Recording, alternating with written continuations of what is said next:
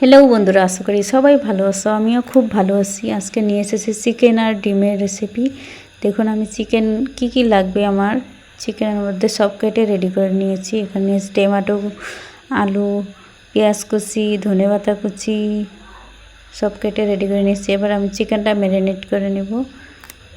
দেখুন সবগুলো নিয়ে নিয়েছি। এবার দিয়ে দিলাম হলুদ গুঁড়ো, লঙ্কা গুঁড়ো, জিরে গুঁড়ো, ধনে গুঁড়ো, লবণ, দিয়ে দিয়েছি তেল, কাশ্মীরি লঙ্কা গুঁড়ো, অল্প লেবু রস। এবার ম্যারিনেট করে নেব। দিয়ে দিলাম কারি পাতা, ম্যারিনেট করা হয়ে গেছে। এবার কড়াই বসিয়ে কড়াইয়ের মধ্যে দিয়ে দিলাম ম্যারিনেট করে রাখা চিকেনগুলো। ভালো করে কষিয়ে ঢাকা দিয়ে দিব। অল্প সময় পর ঢাকা তুলে আবার ভালো করে আবার কষিয়ে নেব। দেখুন, তারপর জল দিয়ে দিলাম। তারপর ভেজে রাখা ডিমগুলো দিয়ে এবার নাড়িয়ে আর 5 মিনিট জাল দিয়ে নিব।